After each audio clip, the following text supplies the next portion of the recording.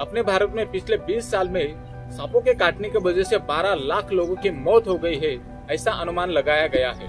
Last year 2022 में इसकी संख्या थी 78,600। यह डाटा डॉक्टर सौम्यदीप भौमिक, जो कि पब्लिक हेल्थ स्पेशलिस्ट है, उन्होंने प्रस्तुत किया है। इतनी ज्यादा मौतें होती है, इसकी ज्यादातर वजह प्राथमिक चिकित्सा जल्द न मिलना, सांप काटने के बाद झाड़ फूक करते रहना और अपनी ज्यादातर पॉपुलेशन कृषि क्षेत्र के नजदीक रहती है, जहाँ की सांप, चूहा, खरगोश खाने आ जाते हैं। मैं डॉक्टर प्रदीप वाघ मेरे चैनल पे आपका स्वागत करता हूं। आज का वीडियो बनाने का मुख्य उद्देश्य सांपों के प्रति अपनी जागृति बढ़ाना है और इसी विषय पे बातचीत करने के लिए मेरे साथ मौजूद है डॉक्टर वेंकटेश सर, जो कि टेरना स्पेशलिटी हॉस्पिटल में as a consultant physician practice करते हैं और साथ में टेरना मेडिकल कॉलेज नई मुंबई यहाँ पे MBBS स्टूडेंट्स को पढ़ाने का योगदान दे रहे हैं। आगे बढ़ने से पहले आपको ये बता दूं कि हमारी नई मुंबई में पुनरोसो नाम की एक NGO 5 साल से कार्यरत है। उसमें कि हम wild animals, snake rescue, tree plantation और सामाजिक क्षेत्रों में पार्टिसिपेट करते रहते हैं। सिंपल से एक बात है कि हर सांप जहरीला नहीं होता है। जिस सांप के मुंह में विष की थैली होती है, वही किस्म के सांप जहरीले होते हैं। और मजे की बात यह है कि हम सांपों से डरते हैं और सांप हमसे बहुत ज़्यादा डरते हैं।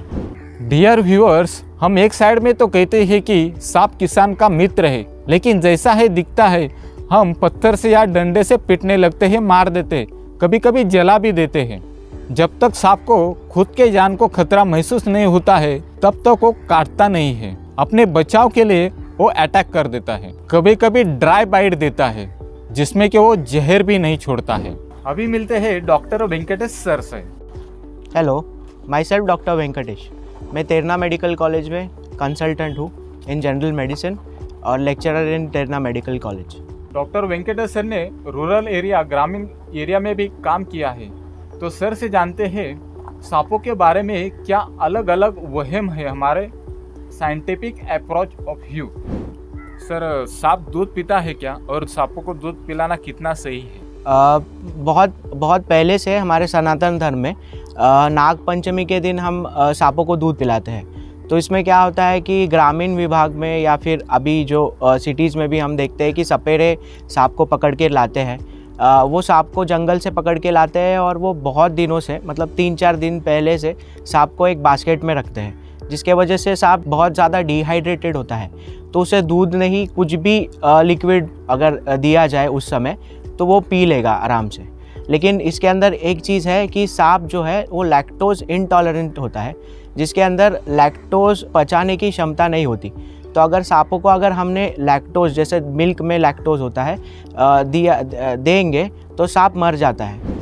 सर, सांप रिवेंज यानी बदला ले सकता है क्या? सांपों का कैसा है, डेवलप्ड ब्रेन नहीं हो पाता, तो ब्रेन उनका इतना डेवलप्ड नहीं है कि वो पिक्चराइजेशन या पिक्चर को मेमोराइज कर सके। तो मेरे ख्याल से मुझे नहीं लगता कि जैसे बॉलीवुड पिक्चर में दिखाते हैं कि नाग या नागिन जो देवता फॉर्म में होता है वो आके बदला लेते हैं, तो वो किसी ह्यूमन फेस को या फिर एक दूसरे को भी रिकॉग्नाइज नहीं कर सकते। तो मेरे हिसाब से एज अ मेडिकल डॉक्टर मैं तो बोलूँगा कि सांप बदला नहीं लेते हैं।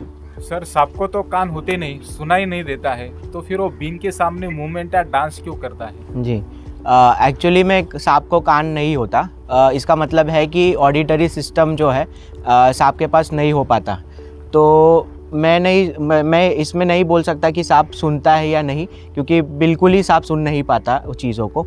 तो जो पीपरी लेके जो सपेरा उसके सामने जो बीन बजाता है, तो शायद वो पीपरी को ही एनालाइज करता है, क्योंकि सांपों के पास में फोकस करने वाली जो क्षमता है वो बहुत ज़्यादा होती है। सर, स्नेक बाइट के बाद पीड़ित व्यक्ति को नीम का पत्ता या मिर्च खिलाने से उसको मीठा टेस्ट लगता है क्या? जब किसी को स्नेक बाइट होता है तो बहुत से रूरल एरियाज़ में, जैसा कि मैंने प्रैक्टिस किया है लातूर में, तो हमने देखा है कि पेशेंट के साथ में बहुत खिलवाड़ हो जाता है, एक्सपेरिमेंट्स होते हैं और गांव खेड़े वाला प्रोसीजर्स वो लोग यूज़ करते हैं। उसमें से एक हो जाता है कि पेशेंट को कुछ खिलाना। तो जब स्नेक बाइट होता है, according to the newer protocols, हमें यही याद रखना है कि तुरंत कोई मेडिकल हॉस्पिटल के तरफ उसे ले जाया जाए और ना कि ये जो कुछ खिलाना हो, जैसे नीम के पत्ते खिला देते हैं, किसी ने मिर्ची खिला दी, तो पेशेंट वो स्थिति में नहीं रहता है कि वो सब खा ले और टॉलरेट करे। तो पेशेंट को एक्चुअली में मेडिकल हेल्प की ज़रूरत होती है, ना कि ये सब नुस्खों की। सर, स्नेक बाइट के जगह पे मुर्गी का एनस लगाकर जहर निकालना कितना उचित है? ये तो बहुत ही अनुचित हो गया है, क्योंकि जब एनस या कोई भी तरीके का हम लोग ज़ख़म के साथ में खिलवाड़ करेंगे तो ज़ख़म और वर्स हो जाएगा। इसके अंदर सेप्सिस होने के चांसेस बहुत ज़्यादा होते हैं। एक बार जहर जब सांप छोड़ देता है शरीर में, तब वो वापस नहीं हम लोग निकाल सकते हैं। तो इसी बात का याद रखना है कि वुंड के जगह को ज़्यादा से ज़्यादा इमोबिलाइज करें, हिलाना नहीं है। जितना ज़्यादा हिलाएंगे उतने ही जल्दी शरीर में जहर फैलने के चांसेस बढ़ जाते हैं। अभी सर से जानते हैं, भारत में कौन कौन से सांप जहरीले होते हैं? हमारे इंडियन सब कॉन्टिनेंट में मेजरली जो सांप दिखते हैं वो न्यूरोटॉक्सिक, हिमेटोटॉक्सिक और मायोटॉक्सिक कैटेगरी में हमने क्लासिफाई किया है। जो इंडियन सब कॉन्टिनेंट में सांप जो होता है मोस्टली जो न्यूरोटॉक्सिक कैटेगरी में आता है वो कोबरा है और कॉमन क्रेट है। जो मायोटॉक्सिक कैटेगरी में जो मसल्स के ऊपर जो विषैरी होता है वो होता है मोस्टली सी स्नेक्स, जो पानी में स्नेक्स पाए जाते हैं वो मायोटॉक्सिक होते हैं। और जो हिमेटोटॉक्सिक जो खून को पतला कर देता है, ब्लीडिंग करता है, वैसे रसल वाइपर के जो फैमिली में सांप है वो होते हैं हिमेटोटॉक्सिक। सर, सांप काटने के बाद में क्या फर्स्ट एड ट्रीटमेंट करनी चाहिए? उसमें भी बहुत कॉन्ट्रोवर्शियल स्टेटमेंट है। कोई बोलता है वो जगह पे साइड में बांध लो या नाइफ से चीरा मार दो, ब्लड निकल जाएगा। उसके बारे में ज़रा बताएंगे आप? जब सांप काटता है किसी को, पेशेंट को, तो हमें यही दिमाग में रखना चाहिए कि बहुत जल्द से जल्द हमें पेशेंट को ट्रांसपोर्ट करना है हॉस्पिटल को। पेशेंट के साथ में और पेशेंट के वुंड के साथ में कोई भी खिलवाड़ नहीं करना चाहिए, जिसके वजह से जो वेनम है वो शरीर में तुरंत ही फैल जाएगा। तो हम फर्स्ट एड के तौर पे यही बोल सकते हैं कि जो पार्ट जहाँ पे स्नेक ने बाइट किया है उस पार्ट को इमोबिलाइज पहले करना है, मतलब वो पार्ट पे मूवमेंट ज़्यादा नहीं करना है। अगर हमने मूवमेंट किया तो कुछ ही सेकंड्स या कुछ ही मिनट्स में ये हो सकता है कि वेनम पूरे शरीर में फैल सकता है। तो इसका यही प्रिकॉशन ले। और रही बात टॉर्निकेट का बहुत ज़्यादा कंट्रोवर्सी है अकॉर्डिंग टू WHO। जो 2004 में WHO ने नॉर्म्स निकाला है तो उसमें बोला है कि टॉर्निकेट हम लगा सकते हैं, लेकिन बहुत लूज़ अप्लाई करना है ताकि जो ब्लड सप्लाई है वो हिंडर नहीं हो पाए आजू बाजू की। तो गांव साइड में क्या होता है कि वो बहुत ज़्यादा टॉर्निकेट टाइट बांध देते हैं, तो उसके वजह से ये होता है कि जो वेनम है वहीं पे रुक जाता है और उसके डिस्टल पार्ट्स में रुक जाता है। तो जब वो पेशेंट हम हॉस्पिटल में लाते हैं तो टॉर्निकेट निकालते ही पेशेंट डिटोरिएट हो जाता है, जैसे कि सडनली पेशेंट का BP लो हो जाना, हाइपोटेंशन में चले जाना, सडन कार्डियक अरेस्ट आ जाना, या तो फिर सांस लेने में दिक्कत आ जाना और रेस्पिरेटरी पैरालिसिस, इसकी चांसेस बहुत बढ़ जाता है। तो अगर टॉर्निकेट लगाते हैं तो यही याद रखो कि टॉर्निकेट उतना लूज़ होना चाहिए कि हमारा एक फिंगर उसमें इंसर्ट हो जाना चाहिए ईजीली। और टॉर्निकेट बांधते हैं तो उसके साथ में स्प्लिंट का प्रयोग करो। स्प्लिंट कुछ भी हो सकता है, कार्डबोर्ड या फिर एक लकड़ी का टुकड़ा, जो कि उस पेशेंट के जो साइट है जहाँ पे स्नेक ने बाइट किया है उसको इमोबिलाइज करे और उसको सपोर्ट दे। सर, ऐसा भी होता है क्या बिना जहरीला सांप काटने के बाद भी डर के वजह से पेशेंट मर जाए? जी, ये बहुत सारे इंस्टेंस में हम लोग देखते हैं कि सांप का नॉन वेनमस होने के कारण भी पेशेंट्स की मौत हो जाती है। तो ये सब देखा जाता है एल्डरली पेशेंट्स में, जिसमें जो 70 साल के आसपास या 70 साल से बड़े होते हैं वो पेशेंट्स एंजाइटी के वजह से मर जाते हैं। इसका कारण ये होता है कि उनको पहले से ही कुछ डिजीज़ होता है, जैसा ट्रिपल वेसल डिजीज़ हो गया या कोरोनरी आर्टरीज में ब्लॉकेज हो गए, उसके वजह से suddenly there could be an cardiac arrest MI, वो सिचुएशन में उनकी मौत हो जाती है। सर, जिस सांप ने व्यक्ति को काटा है वो सांप को मारकर डॉक्टर को दिखाने के लिए लेके आते हैं, ये कितना उचित है? ये बहुत से रूरल प्रैक्टिसेस में हम लोग देखते हैं कि जब स्नेक बाइट हो जाता है तो उस टाइम पेशेंट के साथ में ही रिलेटिव्स वही सांप को मारकर साथ में लेके आते हैं हमारे इमरजेंसी डिपार्टमेंट में। तो ये बहुत सारे फार्मर कैटेगरी ऑफ पेशेंट्स में हम लोग देखते हैं कि जब उनको सांप काटता है तो उनके रिलेटिव्स सांप को मार देते हैं और उसको साथ में लेके आ जाता है। तो ये भी एक ट्रीटमेंट प्रोटोकॉल का हमारे भाग हो जाता है, जिसके अंदर हम लोग स्नेक को आइडेंटिफाई कर सकते हैं whether the snake was venomous और नॉट, और उस हिसाब से हम लोग प्रिकॉशनरी एक्शंस या ट्रीटमेंट प्लान हम लोग कर सकते हैं। लेकिन ये भी अच्छी बात नहीं है कि सांप जिसने काटा है उसको मार के लाया जाए। इसके खिलाफ हम है एक्चुअली, ये नहीं करना चाहिए रिलेटिव्स को। Sir, as a general practitioner मेरा एक क्वेश्चन है कि खुद डॉक्टर कितने सक्षम होते हैं सांप को पहचानने में, क्योंकि सांप के भी बहुत सेम पैटर्न्स रहते हैं, कलर सेम रहते हैं। एक्चुअली जब हमारा ट्रेनिंग होता है एज एन MBBS स्टूडेंट, हमको ये सिखाया जाता है कि सांप को एक्चुअली आइडेंटिफाई कैसा करें, जो कि हमारे सेकेंड ईयर में सब्जेक्ट्स होते हैं फॉरेंसिक मेडिसिन। उसके अंदर हमको पूरी तरीके से ट्रेनिंग देते हैं कि how to identify a snake and how to identify whether it is venomous. वो 2 साल में हमको पढ़ाया जाता है कि ये कौन सा सांप है, और बहुत से डॉक्टर सक्षम होते हैं जो रूरल प्रैक्टिस करते हैं सांप को आइडेंटिफाई करने में। सर, आप पेशेंट को ठीक करने के लिए जो इंजेक्शन सलाइन में देते हैं वो एंटी स्नेक वेनम कैसे बनाया जाता है? जी, जो एंटी स्नेक वेनम है, इंडिया में हमें पॉलीवेलेंट कैटेगरी का एंटी स्नेक वेनम मिलता है, जिसके अंदर सभी स्नेक्स के एंटी वेनम्स के अगेंस्ट एंटीबॉडीज़ होते हैं। तो ये जो एंटीबॉडी बनाने का या एंटी स्नेक वेनम बनाने का टेक्निक ये है कि इसे थोड़ा करके थोड़े मात्रा में जो शीप है या फिर हॉर्सेस है इनके बॉडी में इंजेक्ट किया जाता है। तो जो इम्यूनिटी है वो हॉर्सेस और शीप की बहुत ज़्यादा स्ट्रांग होती है, जिसके वजह से ये एंटीबॉडी फॉर्म होते हैं, और ये जो एंटीबॉडी एक्सट्रैक्ट करके ये ASV हम बनाते हैं। सर, स्नेक बाइट का दर्दनाक मौत होती है, तो इसमें कॉम्प्लिकेशंस क्या क्या होते हैं? जी, जब स्नेक बाइट के केसेस हमने देखे हैं तो वो मोस्टली स्नेक बाइट के बाद में ये होता है कि पेशेंट को AKI हो जाता है, मतलब किडनी ख़राब हो जाना, एक्यूट किडनी इंजरी जो बोलते हैं, उसके वजह से डायलिसिस पे चले जाना पेशेंट का।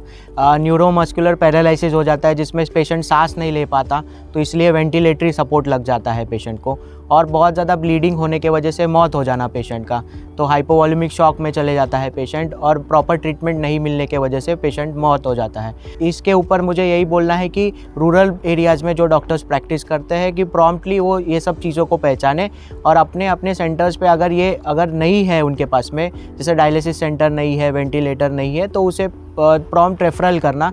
जितने जल्दी हम पेशेंट को रेफ़र करेंगे टर्शियरी केयर पे, उतने जल्दी हम पेशेंट को बचा सकते हैं। सर, सांप न काटे इसके लिए क्या प्रिकॉशन ले सकते हैं, स्पेशली फार्मर्स के लिए या कोई जंगल सफारी में जा रहा है उसके लिए? प्रिकॉशनरी स्टेप्स हम लोग यही बोल सकते हैं फार्मर्स को कि जब फार्मिंग करते हैं तो प्रॉपर गेयर का इस्तेमाल करें, गम बूट्स का वापर करें, और घर में बहुत ज़्यादा लाइटनिंग का कंडीशन रखें, ताकि जो कोने कोपरे में जो चीज़ें हैं उसको हम लोग ईज़िली देख पाए, क्योंकि रात में ऐसा होता है कि कॉमन क्रेट जो स्नेक है ये रात में ही निकलता है, और ये बहुत अनयूजुअल स्नेक होता है, ये बहुत ज़्यादा शर्मीला बोल सकते हैं ये स्नेक होता है।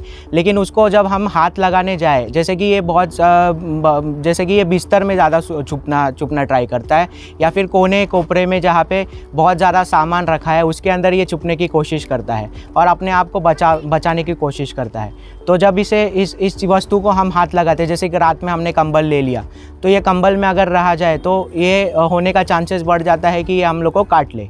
हालांकि ये सांप बहुत शर्मीला है, लेकिन डिफेंस एक्शन के वजह से ये हमको काट लेता है।